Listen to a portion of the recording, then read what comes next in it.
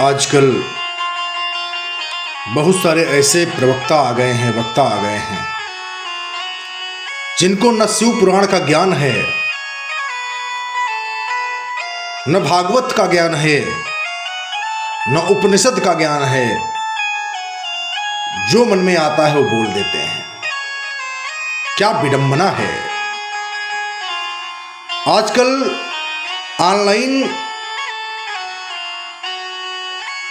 रुद्राभिषेक की चलन चल गया है। ऑनलाइन रुद्राभिषेक करा रहे हैं। कहते हैं आप घर पे बैठिए, मैं यहां से पढ़ रहा हूं, आप ऑनलाइन अभिषेक कराइए, आप ऑनलाइन अभिषेक कराइए।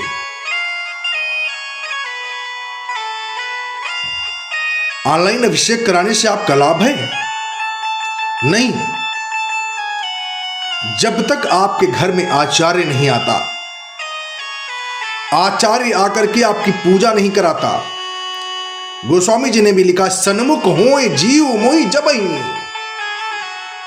जब आचार्य और जजमान सन्मुख हो और भगवान का जो आसन है, भगवान आपके सामने हो, तब लाभ प्राप्त होता है।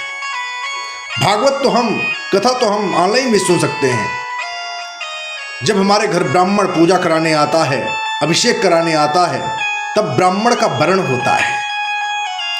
जब हम वर्ण कर देते हैं ब्राह्मण का, तब हमको लाभ ज्यादा मिलता है।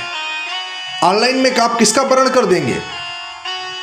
ऑनलाइन में उस चौकी का वर्ण कर देंगे, ऑनलाइन में उस मिट्टी का वर्ण कर देंगे। अरे मूर्खों, सुधर जाओ, नहीं तो वो दशा आपकी होने वाली है जिसकी कोई कल्पना नहीं कर सकता। अभिषेक कराने ब्राह्मण आया है। जब पूजन कराता है, पूजन कराने के बाद ब्राह्मण वर्ण कराता है।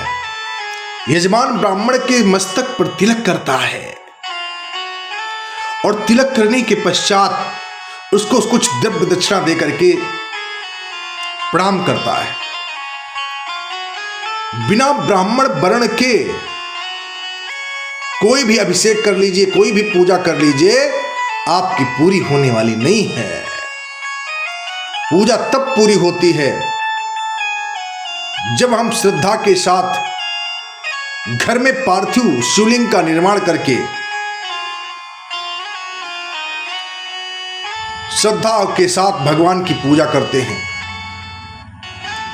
ये नहीं कि वहां से वक्ता बोल रहा है जिसको 2 पैसे का ज्ञान नहीं है, जिसको 1 पल का ज्ञान नहीं है, फिर भी बोल रहा है। ऐसे वक्ता से आपका कल्याण नहीं होगा। ऑनलाइन अभिषेक करने वालों, सुधर जाइए। ऑनलाइन अभिषेक से लाभ नहीं है, लाभ नहीं है। मैं आपसे कहने जो आया हूं, उसको अपने दिमाग में उतारिए। हम ऑनलाइन अभिषेक करके क्या क्या कर लेंगे? चलो, वहां से वो मंत्र बोल रहा है, हम दूध को चढ़ा रहे हैं, परंतु ऐसे दूध चढ़ाने से लाभ नहीं है।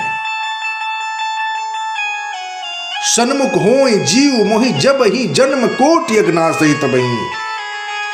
जीव जब परमात्मा के निकट होता है तभी कल्याण होता है। उन वक्ताओं से मैं पूछना चाहता हूं, अगर ऑनलाइन ही सब चीज करानी है तो आप ऑनलाइन घर पे कथा कह दीजिए। क्यों आप कथा पंडाल में बुलाते हैं लोगों को कि आप कथा सुनने आइए? ऑनलाइन वो कथा सुन लेंगे आपकी। तब आप नहीं कहते कि ऑनलाइन नहीं, आपको आना पड़ेगा। ऐसी परंपराओं को बदलने का प्रयास मत करिए। अगर ऐसे आप बदलते रहेंगे तो भारत देश का निर्माण अच्छा नहीं हो सकता। हिंदू राष्ट्र की जो कल्पना आप कर रहे हैं वो सार्थक नहीं हो सकती। वो सार्थक तब होगी जब हम और आप अच्छे से कार्य करेंगे, तब हर विषय का हम ध्यान रखेंगे, तब आडंबर नहीं करेंगे, तब। अगर यही करते रहे तो कुछ सार्थक होने वाला नहीं है। ऑनलाइन कोई कार्य करने का प्रयास मत करिए। बहुत सारे लोग आजकल ऐसा ट्रेंड बना लिए हैं कि ऑनलाइन दक्षिणा भी कर देते हैं। हम गणेश जी पर जब 10 रुपए चढ़ाते हैं तो हमारे धन को पवित्र हो जाता है। जब हम गौरी मां को 10 रुपए समर्पित करते हैं तो हमारा धन पवित्र होता है। जब हम संकल्प करके ब्राह्मण के हाथ पर रखते हैं धन, तो धन हमारा पवित्र हो जाता है और वहां लिखा जाता है। ऐसे ही पवित्रता नहीं आ जाएगी कैसे हम आपने धन कमाया है और ऐसे ही चढ़ा दिया, नहीं होगा। संकल्प करना पड़ता है और ऑनलाइन में संकल्प नहीं हो पाता। इसलिए आपसे निवेदन हमारा यही है, ऑनलाइन की परंपरा बदलिए और जो है सामने क्या हो रहा है, सामने क्या करना चाहिए वो समझिए, तब आपका कल्याण होगा। ऐसे कल्याण नहीं होगा। श्री मन्नारायण।